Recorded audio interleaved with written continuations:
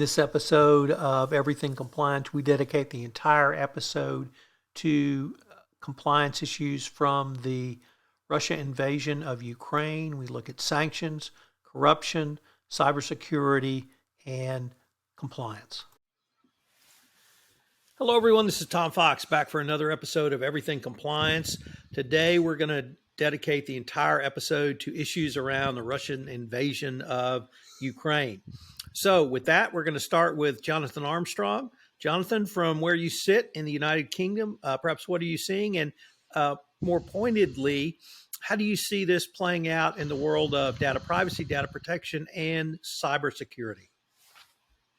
Yeah, thanks, Tom. Well, it doesn't need saying, but I'll say it. Our thoughts and prayers are with the people of the Ukraine at this time. I've had the privilege of serving on a special committee of the Ukrainian Bar Association, and I've spoken with many lawyers there firsthand, and I understand their plight. I'm not in their shoes, so I don't feel it as much as they do. But it's very important that the rule of law is respected, and I know that many people on the ground in the Ukraine are doing a great self-sacrificial job to make sure that the rule of law is respected. That being said, I think that we are in a state of war, and whenever we're in a state of physical war, then that spills over into the cyber arena, and that's certainly true on both sides here. It's often the case, of course, that physical aggressors also rely on cyber aggression as well. And they also rely on cyber extortion. I think we've talked about it before, but the BBC, for example, have an excellent podcast called The Lazarus Heist, which looks at the way in which North Korean hackers have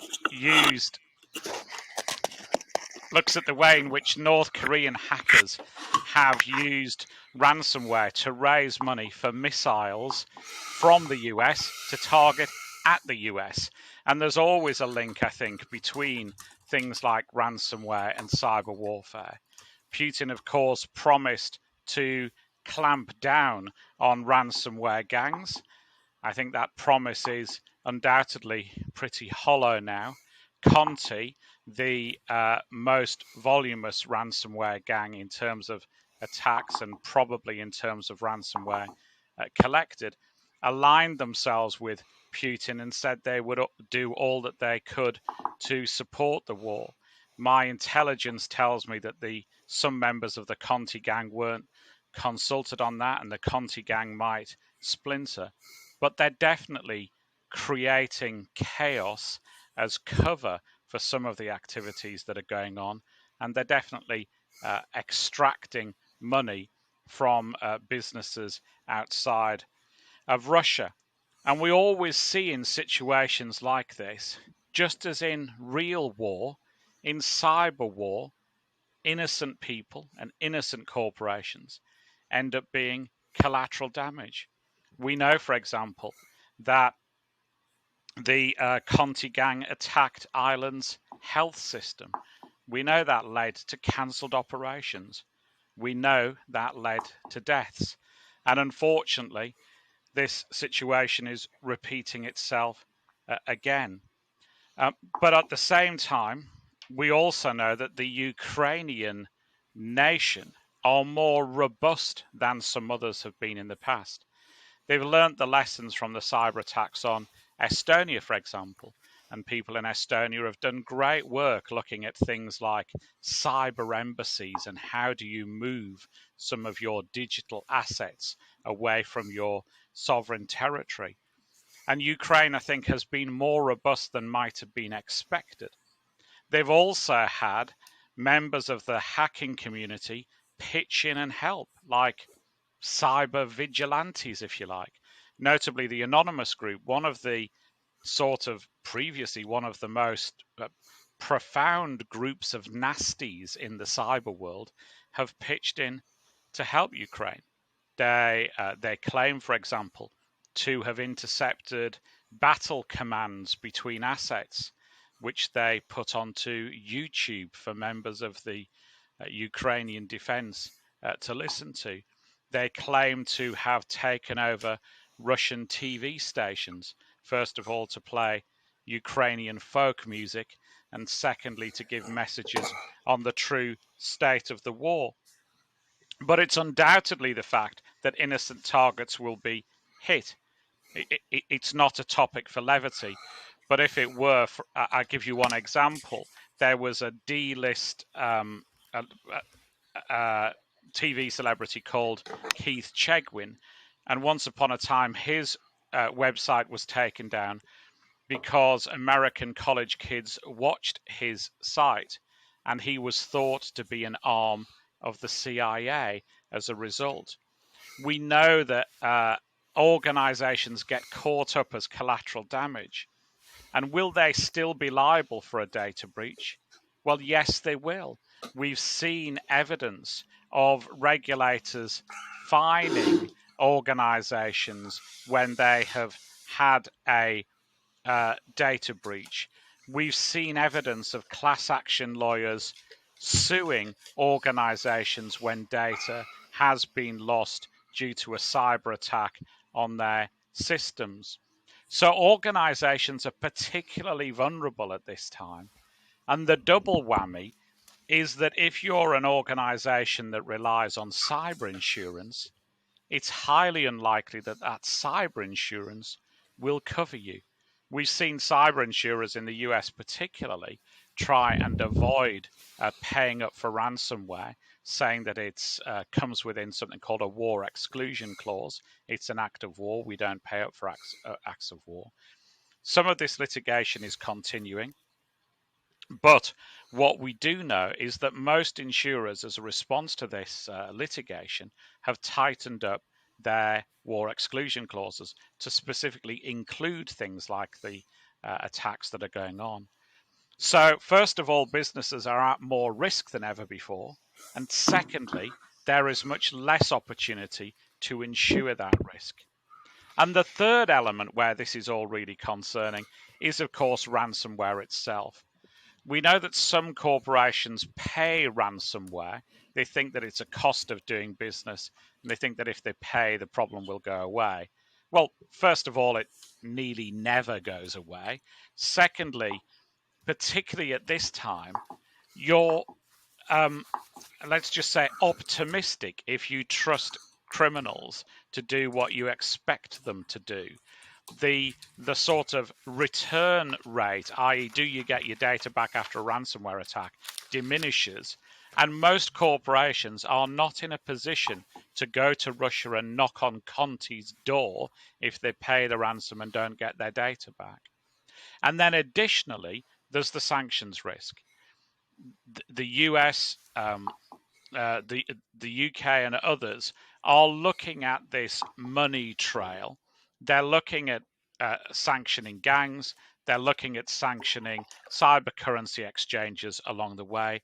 So the sanctions risk has increased exponentially. So this is definitely a time for businesses to be on their guard. Training and awareness is obviously key, and training and awareness on these risks, not on yesterday's risks. Making sure that you've put policies and procedures in place, like a 4-eyes system. Have you patched your software? Has somebody checked that that patch has been applied? Obviously, making sure that you're ready to respond to these attacks when they come, and it's when, not if, for many corporations. And then obviously that whole thing about, have a proper policy on ransomware payments. Make sure your suppliers are doing good things as well, because when these attacks come, a lot of them will be attacks on service providers to make sure that as many corporations as possible can go down in as short a time as possible. So yeah, I think it is a big issue. I think, to state the obvious, war is never good, and a cyber war is never good either. So, Jonathan, along the lines of sanctions, even if a company wanted to pay ransomware, could they effectively do so, or have the cryptocurrency exchanges shut themselves down from paying into Russia? I think probably. I mean, it's the difficulty you always get with things like ransomware is origin. Who is behind the ransomware attack? They don't obviously give you a physical address and tell you who they are. You can't do due diligence on them like you would with a supplier. And we have seen that, that people, for example, have been thinking they've been paying a run-of-the-mill ransomware gang and have most likely been paying North Korea instead. So history tells us that attribution for these attacks is often difficult, and you always got that danger of getting involved in a sanctioned activity, particularly if the money's being routed through to Russia because of the number of Russian banks that are under sanctions as well. Matt, did you have a comment or question for Jonathan? Well, more of a comment than a question, but I agree with everything Jonathan has just said, but it does strike me that a lot of this is about how to defend yourself. And we also have to remember there is a certain, I guess, offensive or cooperation duty here as well that I'm starting to see, especially from the tech companies.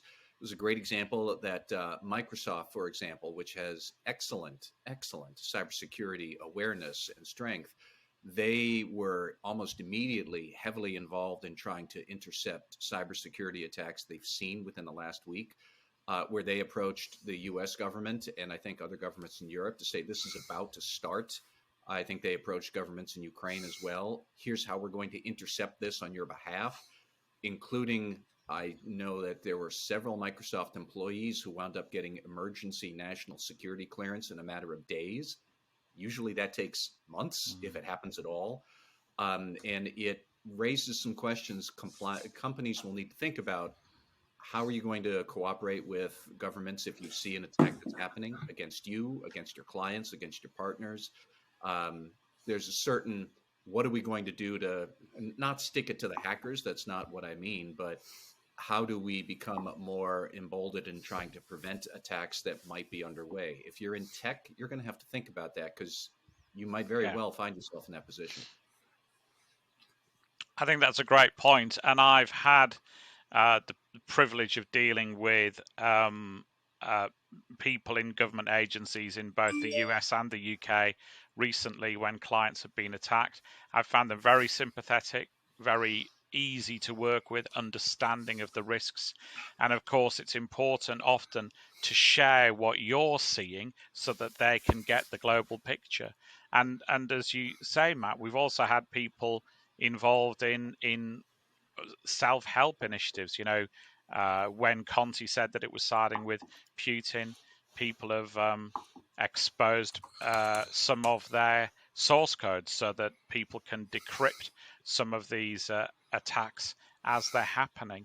So there are, sheriffs out there as well as criminals. Jonathan Marks, do you have a comment as well?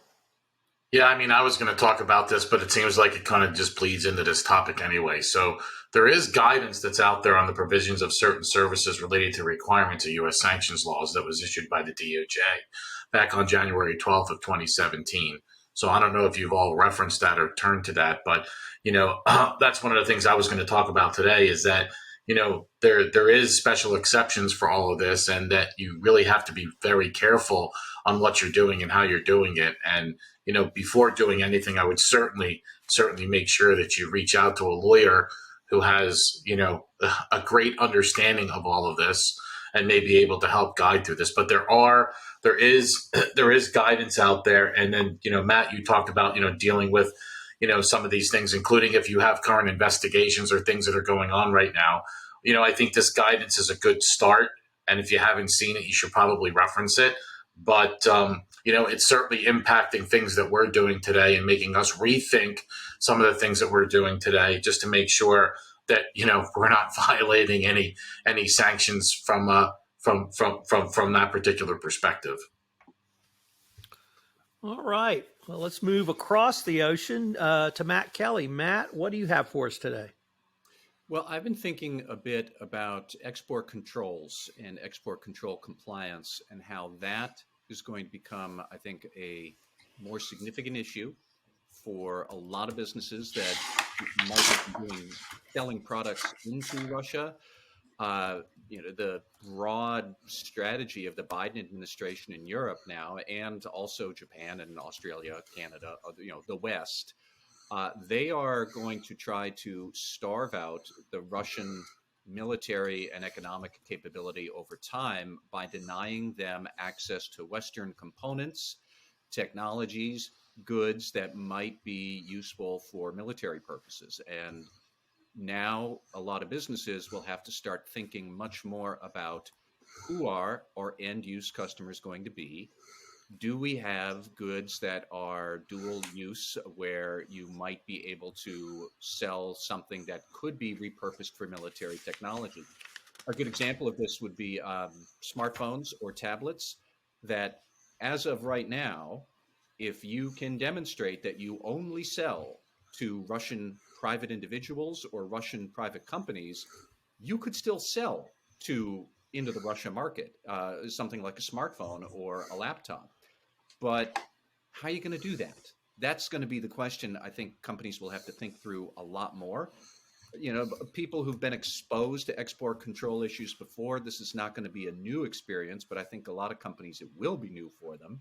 And there are political and enforcement issues to think about, that even if you have been exposed to export control before, you're really going to have to get it right now, because the reputational and enforcement risk of being the headline company caught selling advanced technology to Russian military, that's going to be a nightmare for your business and your board. They're going to be asking, how do we make sure that doesn't happen? So you're going to need to think much more about, how do we develop these capabilities? Who are our end use customers? What if you are using distributors who maybe it's perfectly fine to sell to them, but how are you going to assure that they're not selling into Russia? How are you going to do all this when Russia doesn't use the Roman alphabet like English does? And you're going to need to think through language barriers. How are you going to read documents? How are you going to govern your distributors? One thing that struck me was, I read about the troubles with distributors, and I know FCPA compliance people are going to be instinctively thinking, ugh, distributors, they're the worst. They're always the source of trouble. That's true, but if you had not been selling to government agencies in Russia, you might not necessarily have had a terribly high corruption risk in Russia in relative terms, but now you are going to have a much higher export control concern. So that's what you're going to have to grapple with and build that capability over the next several months. And it's intriguing, when you see a lot of companies that are at the moment cutting off all business with Russia, they're pretty much admitting this is not going to be worth it. The juice is not worth the squeeze here. We have no idea how we're going to be able to implement this in the immediate term. Let's just not sell to Russia at all. It's good on the PR front. It's going to be good on the regulatory enforcement. And it's going to be the simplest way to obey export compliance, is you just don't sell to Russia, period. That's why businesses like Boeing and Airbus and Microsoft and who else, Oracle, and a lot of the energy businesses are just saying, nope, we're out, at potentially significant cost to them, especially the energy businesses. So that's the sort of thing that we will need to be thinking about. And if there are any audit executives who are watching our webinar today, I would definitely recommend that you all sit down with your compliance team and think about, maybe we should re-audit our export control regime and systems, procedures, policies. Do that right now. Your governance of distributors, audit all of your efforts to govern them and make sure they work. Think about how you're going to get reports or assurances from your distributors, and what are you going to tell the senior command in the boardroom or in the C-suite about this, because they are going to worry about it. That's probably going to be the most immediate impact for a lot of businesses. That's what I've got at the moment, Tom. And I got a couple of other risks that we could talk about too, but export controls is going to be the big thing. Mr. Armstrong, do you have a comment or question for Matt? Yeah, no, I think it's a great points that Matt made. Just talking from the coalface, one thing I would watch out for is what you might call a reflagging of Russian assets. I think we're already seeing, Russian corporations try and rebrand, if you like. So traditionally, I know many of them have operated through Cypriot entities or Swiss entities, Luxembourgese entities.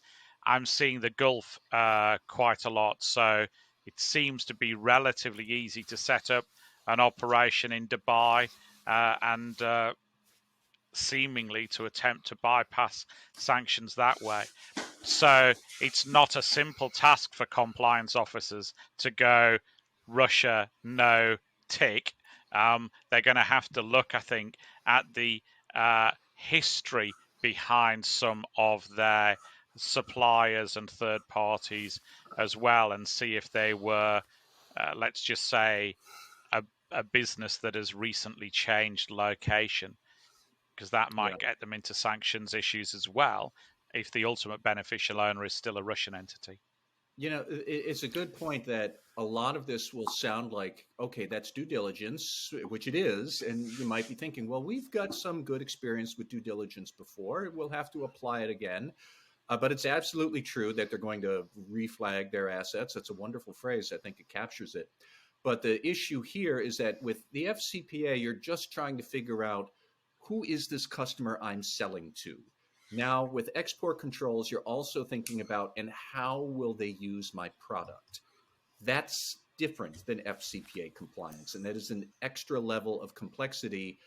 And especially for some firms that if you're not terribly up on your FCPA compliance, maybe for some reason you had low corruption risk in Russia. I don't know how that's possible, but maybe it is. But now the export control risks will be, I think, affecting a much wider pool of companies. And you're going to have to think of two different variables at the same time. Who is this person? What are they going to do with my product? And that's going to be the issue. So I don't know whose phone went off, but please turn it off. There's another piece of information that we don't talk about very often. And in the export control world, it's something you should be doing, and that's a end user certificate. An end user certificate is what a distributor or a reseller is supposed to have signed, saying who is the end user of these goods. That can actually be a very useful tool now for several reasons. Number one, whoever signs that end user certificate, whether it be your export control person or the eventual customer, needs to be aware that you're signing that under the pains and penalties of perjury. Number two, that having that end user certificate is a critical piece of information that you can use to trace and track to whom the equipment has gone. It is both name and company. So if you see similar names, you can use that. I recognize that this is a really into the weeds piece of information and data, but this is a situation where you're really going to need to go into the weeds to try to comply with the sanctions levied by the Biden administration and the EU and protect your company as well. So there's some information out there that the anti-corruption compliance professional may not be aware of that they can use in this situation. And so, Karen Woody. Matt, could you say that again? We can barely hear you. I just wanted to say I agree with all of the end use certificate stuff, but think of, how am I going to store this? What is my documentation capability for all that? Because that's going to go way up too. Karen, what have you been thinking about in connection with this crisis? Thanks, Tom. It's good to be here again. But my topic, and the one I've been thinking about related to Russia and Ukraine, is corruption and the role that corruption is playing in this conflict. And more importantly, I think the role that corruption has played leading up to this conflict. And just by way of personal story, when I started practicing law, the first case I was put on was a huge multinational Foreign Corrupt Practices Act case.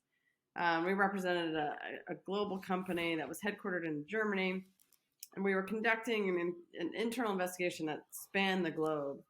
And while I spent most of my time on that case in Asia and sort of in the Far East, a number of my colleagues were on every other continent. But the thing that stuck with me is that the one country where we couldn't complete the work, we ended up just, throwing our hands up, was Russia. I mean, attorneys there had their hotel rooms bugged. They were followed at night. We ended up just turning back to the DOJ and saying, we can't finish this. This is actually, at our own sort of risk. And what was surprising to me then as a young attorney is that wasn't super surprising to anyone. And so what really was a takeaway for me, even though this was, over 15 years ago, was that it was nearly a foregone conclusion that corruption was just the way of doing business in Russia. And that's something that has definitely stuck with me. And I had since cases in Russia since that time, also usually about FCPA and sanctions issues. But it was something where that was just kind of understood of how things went. And, not to cast, aspersions against Russian and the anti-corruption efforts they've made maybe since that time. But that was very much sort of this understood, it felt understood that was just, like I said, foregone conclusion. So what does that have to do actually with Ukraine and this current conflict? Well, I posit, as I think many others do, and that's that Russia's sort of deep-rooted corruption is one of the reasons Putin's been free to engage in these insidious and sort of inhumane acts that he's been doing now vis-a-vis Ukraine. And how he does that, he's relying on security services. He's relying on the corruption of the oligarchy that he has set up around him. And those people are able to line his wallet, give him the means to sort of keep this culture of corruption going. And for a long time, it seems that the West has made few, if any, sort of inroads into trying to sort of cut the head off of that snake. I think this Ukraine flare up, if that would be a euphemism, I think at this point, but this actual war has made everyone wake up and realize how well resourced Putin is and how much that will affect this entire conflict. And then all of, these other countries that are going to be embroiled in it by virtue of the fact that, these oligarchs have properties, yachts, all these things in other countries, and they're being protected that way. And so this will get into the sanctions I know Jonathan's going to talk about, but we've seen, I think, some incredible movement in just the past few weeks from the United States, European Union, Canada, UK, all these nations announcing those sanctions, cutting off the Russian banks from the SWIFT system, and preventing things like the Russian bank from drawing on foreign currency reserve. These are efforts that I think are trying to staunch the flow of resources, certainly. And then we've also seen recently the Biden administration has announced the Transatlantic Task Force and I think it's called klepto capture, this idea of having an interagency law enforcement group to weed out the oligarchs and sort of attempt to freeze assets of certain individuals and companies that are playing a role here. But here, I think there's work to be done, and I think there are things in the pipeline that will assist, but I would hope that they would be fast-tracked. And in this place, I'm going to crib a little bit from the, always interesting Matthew Stevenson and his Global Anti-Corruption blog, which I think he's done a great job following this from the corruption standpoint. And he recently had a blog where he pointed out 3 really important measures that the United States can be doing to further crack down on this flow of finances. And so one is, I think, an obvious one, and that is, again, leaning on the FinCEN's recent Corporate Transparency Act, which was enacted a year ago in January 2021 as part of the National Defense Authorization Act. But they had it out for notice and comments. I think the comment period just closed on February 7th.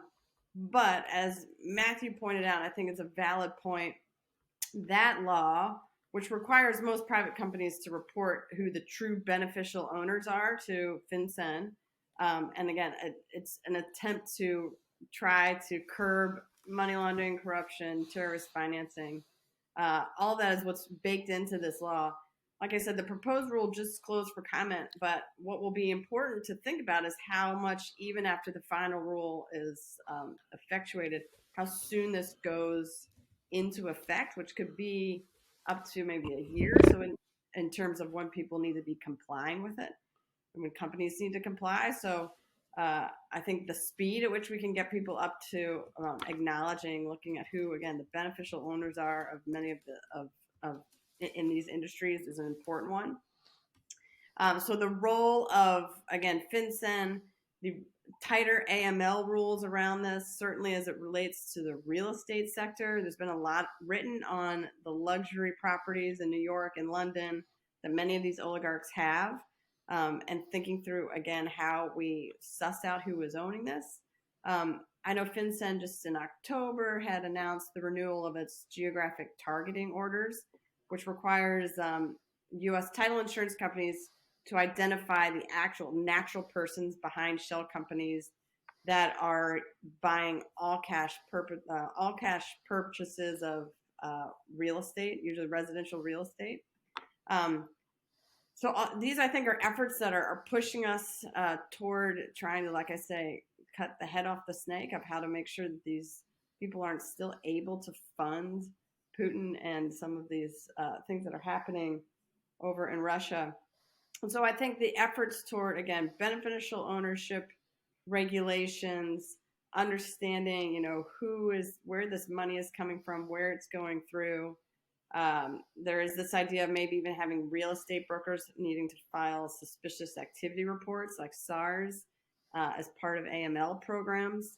All of these ideas, I think, are worth hearing out and ensuring that we have really robust compliance programs in the AML space so that people and companies aren't unwittingly playing a hand in this, global conflict by way of lining the pockets of those that are just doing harm. And so that is what I've been thinking about and trying to wrestle with. Again, when people think about what can I do, what's our role here, I think there's a lot of ways that we might not know that we are sort of implicitly involved. And so getting to the root of things like this, where is this money going? Who's selling? What are these shell companies? Who's actually owning this is, I think, an important step toward rooting out a source of power that Putin enjoys. So, Karen, do you see a role for the SEC in this, or do you see more of the enforcement side coming from the Department of Justice and Treasury through the use of the AML Law of 2020? That's a really good point. I mean, OFAC and FinCEN Treasury really does seem to be first mover on this, but there's no reason the SEC wouldn't also be involved. Obviously, through FCPA type of anti-corruption things, the SEC will be in the room for those things as well. But in terms of any companies listed on the exchanges or other places where the SEC has jurisdiction over ADRs or sort of foreign listed companies, and ensuring, this idea of figuring out who owns them, double checking the disclosures of these companies. Matt's pointing out that the SEC does exams looking at who these broker dealers are and requiring, again, more pressure on brokers of doing kind of a know your customer type analysis of figuring out, again, who they're assisting.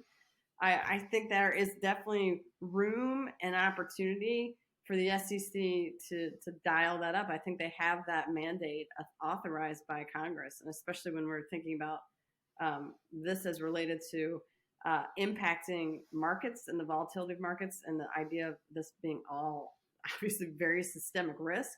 I think it's appropriate for the SEC to step into that space. Jonathan Marks, what do you have for us in the area of sanctions?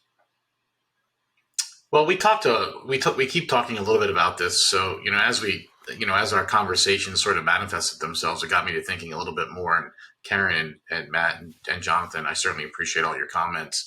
There's a couple things that I wanted to mention first. I mean, everything that everybody said, really, everyone should pause right now and take out your risk assessment, your enterprise-wide risk assessment, and blow on it and see if it still holds water.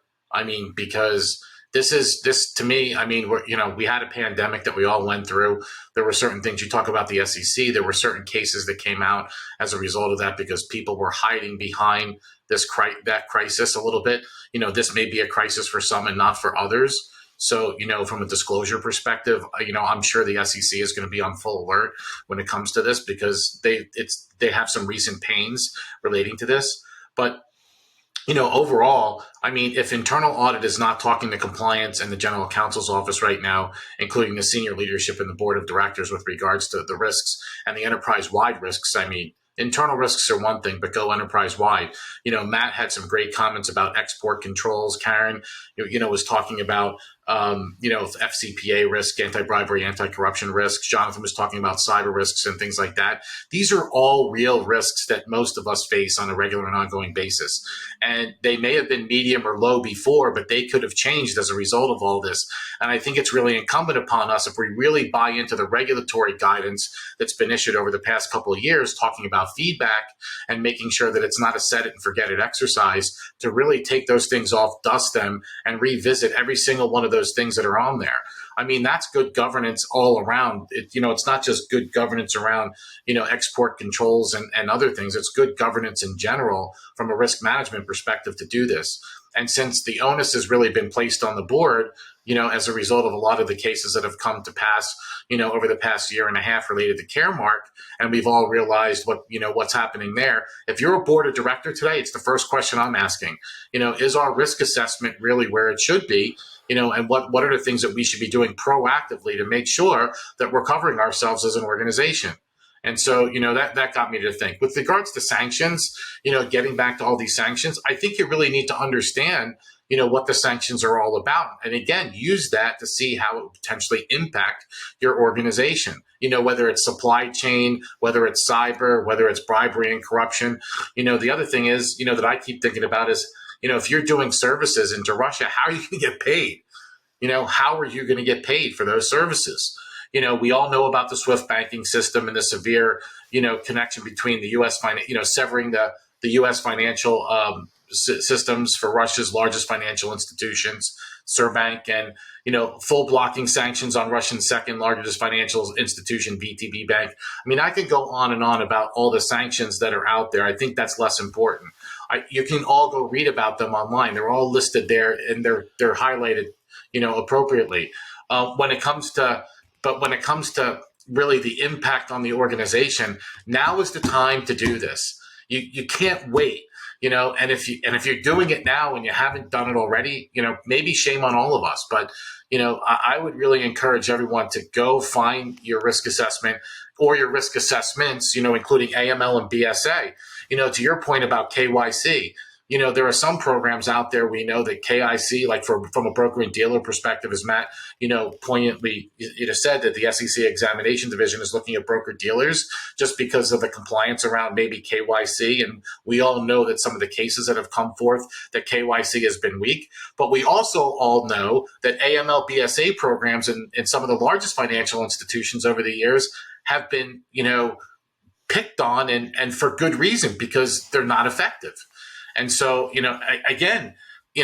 this all boils down to risk at the end of the day and managing that risk effectively. And if this is not a wake-up call for every chief compliance officer, chief audit director, chief financial officer, and the board, I don't know what is. But getting back to sanctions and talking about the guidance that I mentioned before, going back to that January 12th, 2017, guidance on the provision for certain services related to the requirements of, the compliance services. It's called the compliance services guidance.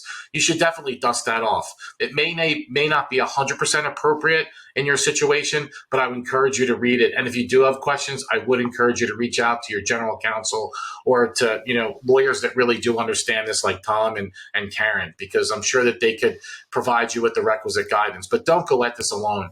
It's just too important. And the last thing you want to do is be on the other end of an OFAC violation.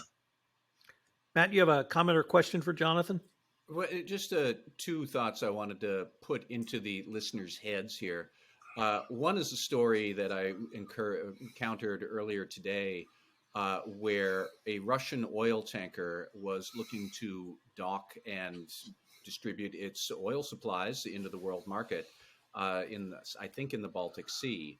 And that is still legal right now. Let's remember that oil exports from Russia are still legal, except the dock workers at the docks said, we're not going to do that. We don't care what the sanctions are or are not. They just saw the political and moral sensibilities of this variable here, this situation, and they said, we're out. We're not going to do it. So for lack of any dock workers, the Russian tanker then, I guess, had to sail off to parts unknown, and I don't know where they're going to unload their oil. But that's a point that a lot of companies are also going to need to think about, especially if you have the more operations you have closer to Eastern Europe, the more you're going to have to think through, are our employees going to go along with anything that we might propose to do in Russia? Because a lot of Eastern Europeans I know want nothing to do with Russia anymore. Until when? Until like Putin is gone. And if that's 20 years, they are perfectly willing never to talk with or deal with Russia again for another 20 years. So think through what some of your political and moral issues are going to be with your workforce about something so inflammatory or divisive. I don't know what the adjective is. But the second point I wanted to get at is, it so happens that for the last several months, I've been reading a few histories of World War II. And one thought that has come to mind as I've been listening to things here is the mass mobilization that the West had against Germany during World War II, where everybody in the United States was involved in the war effort against the Nazis. We're eventually going to get to some sort of position like that against Russia, that there's going to be a mass mobilization of compliance and risk management efforts. All of it is going to be thinking through Russia risk, Russia risk, Russia risk. And Karen, even when she said that, maybe we're going to have real estate brokers file suspicious activity reports, probably a lot of them are saying, I'm going to do what? Well, guys, if we have to do a mass mobilization of compliance efforts to contain Russia, that's what this is going to look like. Especially if this lasts for years, and it may well, companies will need to be thinking and more about how this is going to be an all-pervasive, back-of-the-mind concern for the C-suite and the board. What is our Russia risks, and how are we going to deal with them? Mr. Armstrong, you have a comment or question as well?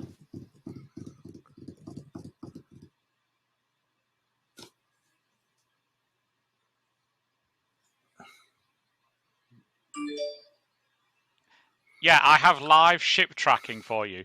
So the two vessels that Matt were referring to.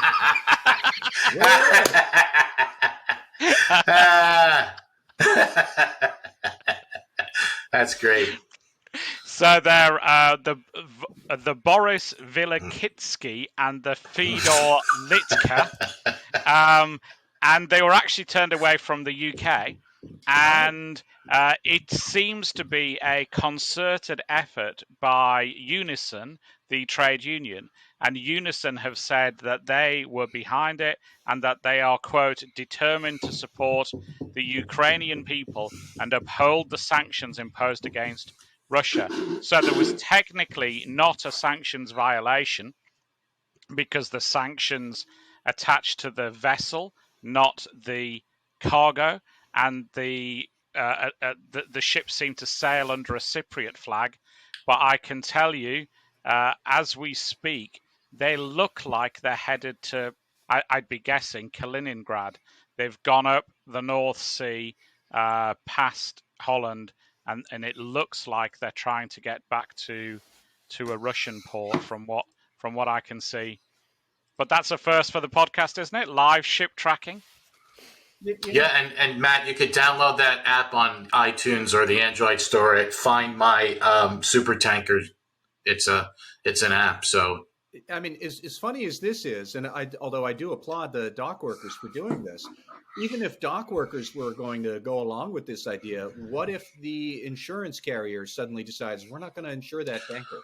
In which case, that tanker is not going to be allowed to dock, or a plane won't be allowed to land. There's going to be any number of third parties who might suddenly say, we're out, we're done with Russia. And whatever transaction you might be having, that's going to grind to a halt. So that is yet another example of how this is going to wind up infiltrating all of your calculations about transactions with that country. Yeah, Matt, you make a good point. I had a conversation last night with a pilot who flies cargo runs back and forth, and he said the same thing. His fear is that he gets there and he won't be able to land, and there'll be nobody there to take the cargo off the plane. Yeah. All right, ladies and gentlemen, we are now to our fan favorites, which of course is Shout Outs and Rants. So we'll keep the same order. I'm relatively sure that my shout out will not be taken by anyone else because I'm going to shout out to the Texas GOP. So with that, Mr. Armstrong, do you have a shout out and or rant for us? Yeah, only slightly trying to raise the mood slightly. My shout out is to Paddington Bear. So Paddington Bear was created in 1958. But why was Paddington Bear created, you might ask? Well, it was created by Michael Bond, who'd seen the horrors of war. He actually tried to sign up, but was rejected because he was too young when he was 17 in World War II. And nobody knows for certain, but he was either motivated by the Kindertransport or the refugees exiting London to get away from bombing in the Blitz. So Paddington Bear was effectively a refugee, as many of us know, from darkest Peru, but it was meant to give hope to refugees everywhere. Paddington had a note round his neck that said, "Please look after this bear. Thank you." As I said, it was to give hope, particularly to refugee children, that even if they're clumsy, even if they're at times annoying, even if they're not in the environment that they think they're going to be in, there are people out there who love them. That might be random strangers who take them in. It might be Mr. Gruber, himself a Hungarian emigre who's been through it all 60 years earlier. A point of trivia, the first Paddington Bear doll was given to Jeremy Clarkson. So it inspires hopes in some, but not in all. But why is it relevant to today? Well, first of all, there are many thousands, hundreds of thousands of children going through the same horrors that we had in the Second World War. So Paddington's there for them. And why do they know about Paddington if they're from Ukraine? Well, of course, because the Paddington movies were shown in the Ukraine. And who voiced those movies? Who was the voice of Paddington? Well, President Zelensky. And it's horrific, isn't it, that a nation expects a comedian to step up to the plate and offer leadership in a time like this. He shouldn't have had to, but he did. So my shout out is to Paddington and his Ukrainian manifestation, President Zelensky. Well, I think we may have set the bar with that one, but we still have 4 more to go. So, Matt, what do you have for us?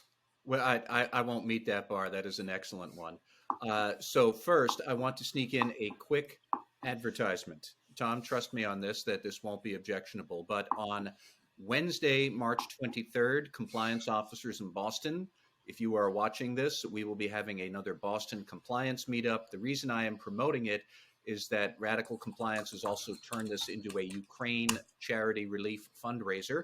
So anybody who shows up and you donate right there at the bar online, as far as I'm concerned, to either the International Rescue Committee or to Jose Andres food relief programs, Radical Compliance will match your donations up to $50. It is on Wednesday, the 23rd. Find me online. I'll give you all the registration details. But rants and raves. Matt, I'm gonna stop you. I'm going to stop you right there because the Compliance Podcast Network will also match any donations. Well, thank you very much. I will send you the receipts when we have all the documentation after that. The shout out I want to give today is to a young Texas man named Jackson Reffitt, age 19. For those of you who do not know what he has done, Jason Reffitt had to testify in Washington, D.C. this week against his father, Guy Reffitt, age 50, who is the first January 6th insurrectionist to actually go to trial. He is being tried on insurrection charges in Washington, D.C. right now. Mr. Reffitt is a recruiter for the 3% group, which is one of those anti-government militia crackpot outfits out there. He was very active in the January 6th coup attempt. And his son, Jackson Reffitt, at the age of 18 at the time, he dimed out his dad to the FBI, and now he's testifying against him. And I cannot imagine how personally difficult that must be when you are that young to do that against your father. So a shout out to Jackson Reffitt, who is apparently the only one in that family who has a good sense of what the United States and loving your country is about, because he's the one defending it against this crackpot 3%er dad of his, who is one of the people making a mess of the country and trying to burn it down.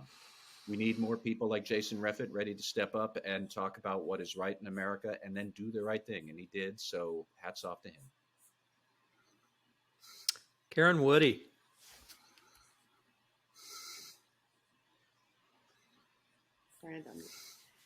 So my shout out today is a somber one that goes along with the theme for today.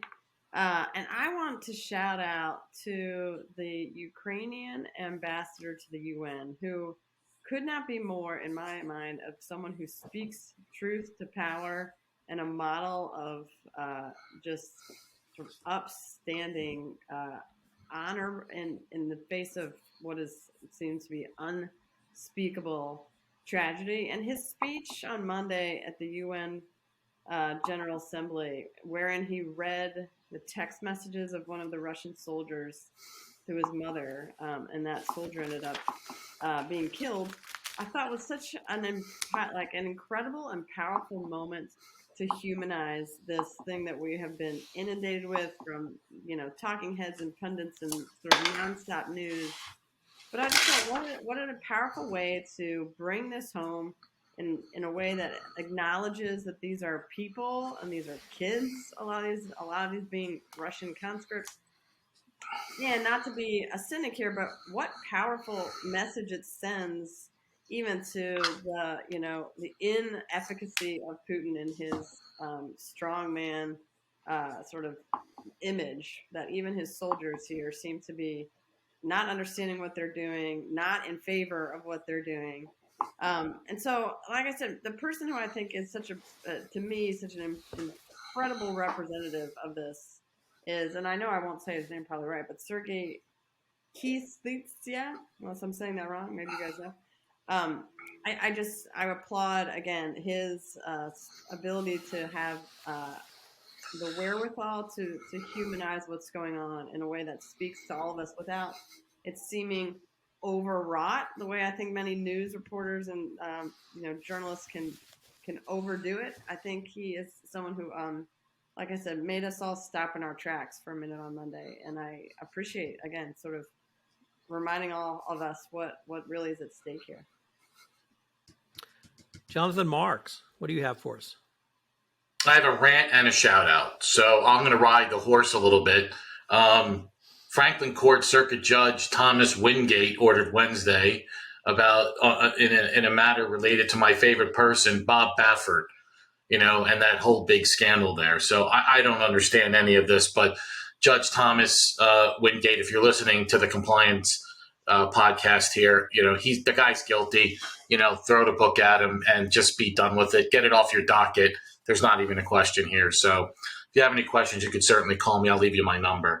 And then my shout out goes to, it doesn't rarely happen, AJ Leone from Lyndhurst High School in New Jersey is a autistic kid that went to school there and was the basketball team manager. And they put him in at the end of the game. And this guy shot the last basket. It was a buzzer beater. And it was just one of those things. If you haven't watched the video yet, it's just unbelievable. And the coach there and the entire high school should be congratulated, for really just embracing this young man and making him part of the school and just making some memorable moments for everyone. Really a heartwarming story. So I'm going to start out my shout out with an announcement, which is, for the first time in my adult life, I voted in the Texas GOP primary. So I can no longer say I've never voted in a GOP primary. But my shout out is to the Texas GOP party, because the party denied our corrupt Attorney General Ken Paxton renomination, and he has to now go into a primary against George P. Bush. I didn't vote for George P. Bush. I voted for a former Texas Supreme Court justice who I know, Eva Guzman, but she didn't make the runoff. But nevertheless, even the Texas GOP party realized the corrupt nature of Ken Paxton. He's still under criminal indictment. He has violated numerous Texas laws for which courts have upheld against him, and he has refused to follow their orders. So I'm hoping that, and now I get to vote in the GOP runoff because I voted in the GOP primary. So I'll have 2 votes in the GOP primary for my adult life. So shout out to the Texas GOP party. They at least got that one right. So, ladies and gentlemen, thanks so much for this. It's been a somewhat sombering episode, but one that I think everyone needed to talk about, and hopefully it will provide some insights to our listeners on some of the things they can and should do. So I look forward to the next time we're together. Thank you, Tom. Thanks, Tom. Peace to Ukraine. This is Tom Fox again. Hope you've enjoyed this episode of Everything Compliance. If you'd like to listen to just the excerpts of the Shoutouts and Rants, we also posted that in YouTube, on its own iTunes channel, and on the Compliance Podcast Network as well. I hope you will join us again for our next episode of Everything Compliance.